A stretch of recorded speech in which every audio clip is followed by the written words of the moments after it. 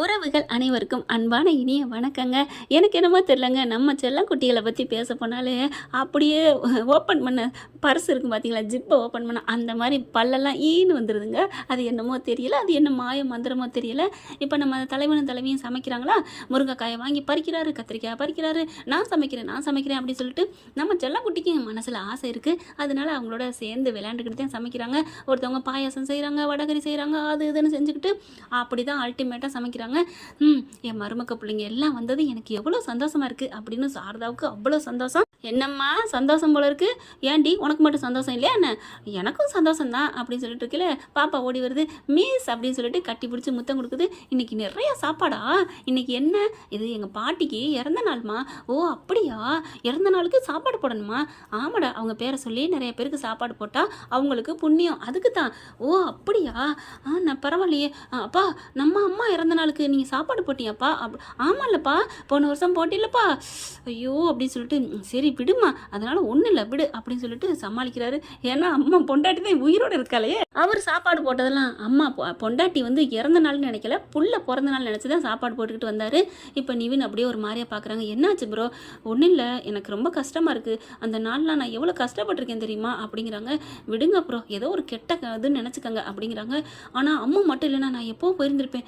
நல்ல வேலை அம்மா இல்லாமல் அதையும் பறிச்சுட்டு விட்டுருந்தாங்கன்னா நல்ல வேலை அத்தை விட்டு கொடுத்துட்டு போனாங்க அப்படின்னு சொல்ல. ஆமாம் தம்பி, அதை நான் பிடிவாதமாக நான் வாங்கிட்டு வந்திருந்தேன். கங்கா கேட்டா நம்ம பிள்ளை ஏன் அங்கே விடணும்னு, அவளை மட்டும் நான் வாங்கிட்டு வந்திருந்தேன். நீங்கள் யாருமே இல்லைன்னு போயிருந்தீங்கன்னா இப்போ என் புள்ள தனிமரமால நின்றுப்பா அப்படி சொல்ல.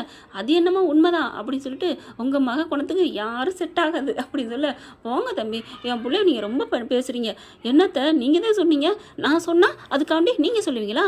நான் பெத்த தாயை திட்டுவேன் அடிப்பேன், நீங்கள் சொல்லாமல் நானும் தான் சொல்லுவேன், என் பொண்டாட்டியை நான் சொல்லாமல் அப்படி சொல்ல. அங்கேருந்து காவேரி வராங்க. என்ன பொண்டாட்டியை சொல்கிறீங்க? அது ஒன்றும் இல்லை மிஸ், என் பொண்டாட்டிக்கு இதே மாதிரி தான் சாப்பாடு போடுவேன்னு சொல்லிக்கிட்டு இருந்தேன். ஓ அப்படியா, என் பொண்டாட்டியை சொல்கிறதுக்கு நான் மட்டும்தான் சொல்லுன்னு ஏதோ சொன்னீங்க. ஆர்வக்குளர் காதில் எப்படி கேட்டுட்டு வந்திருக்கு பாரு அப்படின்ட்டு, இது வேற பேசணுமா விடுமா அப்படின்னு சொல்லி சமாளிக்கிறாங்க. அடுத்து எல்லாருக்கும் சாப்பாடு வைக்கிறாங்க, சாப்பிட ஆரம்பிக்கிறாங்க. காவேரி தாங்க பரிமாற போயில. உட்காருங்க, நான் தான் பரிமாறுவேன், வருஷம் நீங்கள் தானே பரிமாறிப்பீங்க அப்படி சொல்ல. என்னது வருஷமா? அதெல்லாம் ஒன்றும் இல்லை, சரி விடுங்க, நான் பரிமாறுறேன் இப்போ என்ன அப்படின்னு சொல்லிட்டு. அம்மா வாடா நம்ம 2 பேர் பரிமாறுவோம் அப்படிங்கல.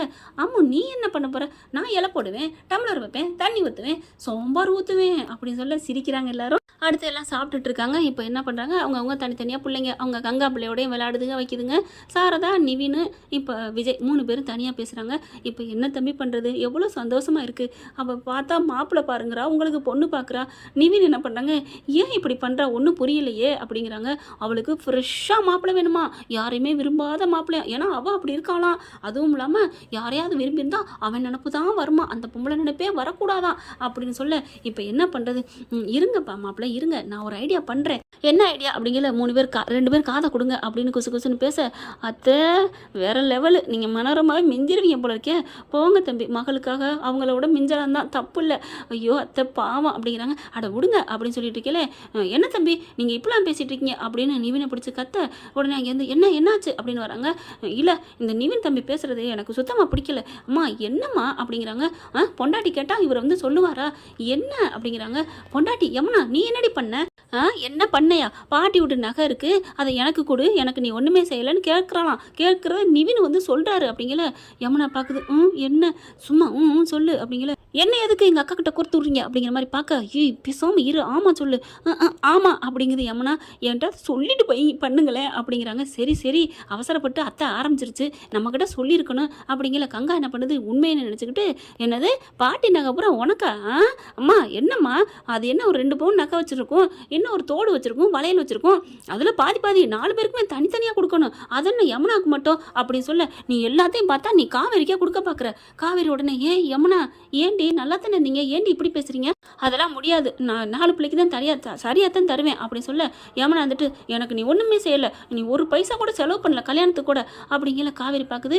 என்னது ஒரு பைசா கூட செலவு பண்ணலையா, எப்படி பண்ணீங்க, ஓடி போய் கல்யாணம் பண்ணீங்களா அப்படிங்கிற. ஐயோ மாட்டிக்கிட்டுமே.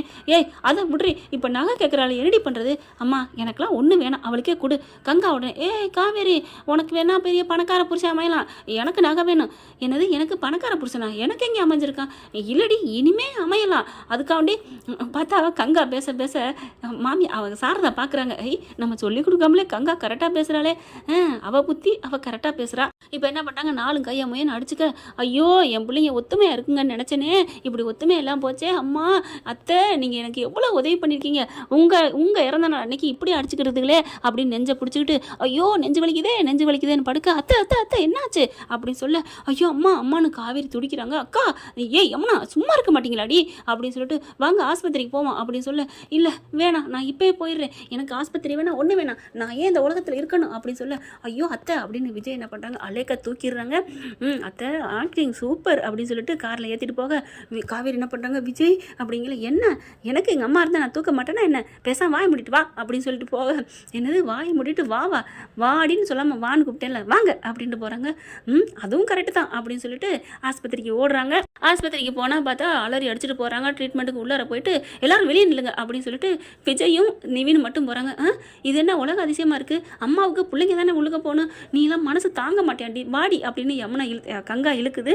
யமுனாவும் பார்த்தா என்ன புரியலை ஒன்றும் புரியலை அப்படி தவிச்சு நிற்க, இங்கே டாக்டர் வராங்க. ஐயா நீங்கள் நல்லா இருப்பீங்க அப்படின்னு காலில் விழுக, என்னாச்சு என்ன அப்படிங்கல அப்படின்னு சொல்லிட்டு நான் சொல்கிறேன் நான் 3 பேர் அடிச்சுக்க அட சொல்லுங்க என்ன அப்படிங்கல தான் நடந்ததை பூரா சொல்கிறாங்க.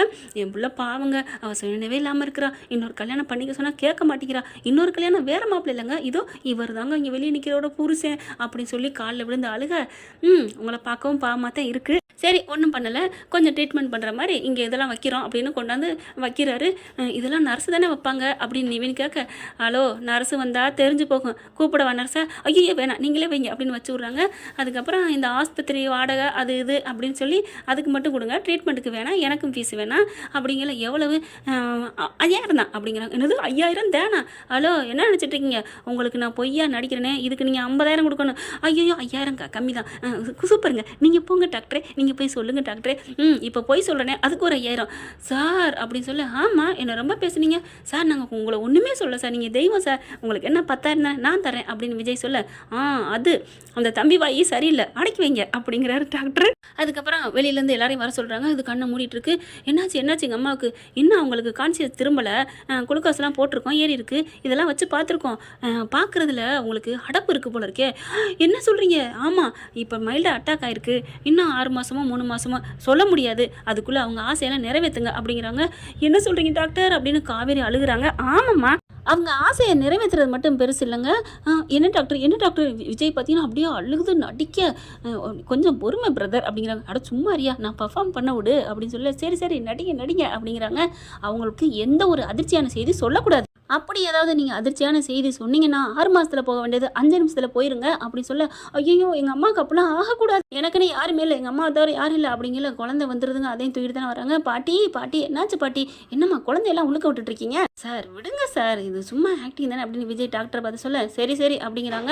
ஏம்மா கும்பலாக நிற்காதீங்கம்மா, அவங்களுக்கே பாவம் இப்போ தான் கண்ணு முழிச்சிருக்காங்க அப்படி சொல்ல கண்ணு முழிக்கிறாங்க. கண்ணு முழிச்ச கையோட பார்த்தா எதையும் சொல்லிக்காதீங்க அப்படின்னு சொல்லி வச்சிடறாரா. இங்கே சாரதா என்ன பண்ணுது, எல்லாத்தையும் பார்க்குறாங்க. குழந்தைங்களாம் என்னம்மா உழுக கூட்டியாந்துருக்கீங்க அப்படிங்கிறாங்க. இல்லை சார் பார்த்துட்டு போகலான்னு வந்தா, பாட்டி இல்லையா பேத்தி இல்லையா அப்படி இப்படின்னு சமாளிக்கிறாங்க. இன்னும் கண்ணே முழிக்கல, நீங்கள் பார்த்து என்ன பண்ண போகிறீங்க அப்படிங்கிறாங்க. கொஞ்ச நேரத்தில் பார்த்தா அம்மா அப்படின்னு அழுக, அத்தை அப்படின்னு நிவின் எல்லாருமே அழுகுறாங்க. எங்களுக்கு நகையெல்லாம் வேணாம்மா, அம்மா பாட்டியோட நகை நீயே வச்சுக்கம்மா, நீ பார்த்து யாருக்கு வேணாலும் கொடுமா, எனக்கு நீ உயிரோடு இருந்தால் போதுமா, காவேரி அழுகுறாங்க. கொஞ்ச நேரத்தில் பார்த்தா கண்ணு முழிக்கிறாங்க. முழிச்சிட்டு எல்லாரும் நல்லா இருக்கீங்களா, எனக்கு என்னாச்சு அப்படின்னு சாரதா சொல்ல, உனக்கு ஒன்றும் இல்லைம்மா அப்படிங்கிறாங்க. டாக்டர் சொன்னாங்க இல்லையா அதை நிறைவேற்றுங்கிறக்காண்டி கங்கா என்ன பண்ணுது, ஏய் அம்மா ஆசைப்பட்டதை நிறைவேற்றுடி, அம்மா ஆசையை நிறைவேற்றுடி, ஏன் என்னாச்சு, என் ஆசையை ஏன் நிறைவேற்றினவ அப்படின்னு ஒன்றும் தெரியாத மாதிரி கேட்க, அப்பா உலகமாக நடிப்படா சாமின்னு விஜய் நிவின்னு பேசிக்கிறாங்க. அதுக்கப்புறம் டிஸ்சார்ஜ் ஆகலாம், உடனே டிஸ்சார்ஜ் ஆகலாம்னு சொல்லிடுறாங்க. மருந்து மாத்திரை சத்து மாத்திரையாக கொடுக்குறாங்க. வாங்கிக்கிட்டு வீட்டுக்கு போயிடுறாங்க. வீட்டுக்கு போனதுக்கப்புறம் காவேரி உட்காந்து எல்லாரும் பேசிக்கிட்டு இருக்காங்களா. காவேரிக்கு ஒரு மாதிரி ஆகுது. எங்களுக்கெல்லாம் ஒன்றும் இல்லடி, அம்மா இல்லைனா உன் வாழ்க்கை தாண்டி அப்படின்னு சொல்லி ஒரு மாதிரியாக வருத்தப்பட்டு பேச, கங்காக்கிட்டே யமுனாக்கிட்டே நிவினும் விஜயும் எல்லாத்தையும் ஓரலாக சொல்லி முடிச்சிடுறாங்க. ஏன் விஜய் இதை எங்ககிட்ட சொல்லக்கூடாதா, சொல்லியிருந்தா நாங்களும் பர்ஃபார்ம் பண்ணிருப்போம்ல, சொல்லாமலே கரெக்டால நீங்கள் நடிச்சிய அப்படின்னு கங்காவை சொல்ல, அப்படியா ஆமாம் நகைன்னா பொம்பளையெல்லாம் வாயை எப்படி பழக்கிறீங்க அப்படின்னு விஜய் சொல்ல, அட போங்க விஜய், நகைக்கு இறங்காத பொம்பளை இருக்கா இல்லையா, என் பொண்டாட்டி இருக்கால்ல, அது என்னமோ கரெக்டு தான். அவள் கருப்பு கயிறை தவிர எதுவும் போட மாட்டா, அதுவும் அந்த முருகனை தவிர அப்படின்னு சொல்லி பேசிக்கிட்டு இருக்காங்க. அடுத்து இப்போ என்ன பண்ணலாம், வர்றா வர்றா வர்றா அப்படின்னு சைலண்ட் ஆகுதுங்க. ஏ காவேரி, நீ அம்மா போயிட்டா நீ தாண்டி கஷ்டப்பட்டு தனியாக இருக்க போகிற அப்படிங்கிறாங்க. நீ என்னம்மா பண்ண சொல்கிற அப்படிங்கல. நீ கல்யாணம் பண்ணுறே சீக்கிரம் பண்ணிக்கிட்டா என்ன? அம்மா அக்கா, எனக்கு பிடிச்ச மாப்பிள்ளை வர வேணாம்மா. என்னடி பிடிச்ச மாப்பிள்ளை வர்றதுக்கு அம்மா என்ன 100 வருஷமாக இருக்க போகுது, 6 மாதம் சொல்லியிருக்காடி, அதுக்குள்ளே ஏதாவது பண்ணணுடி.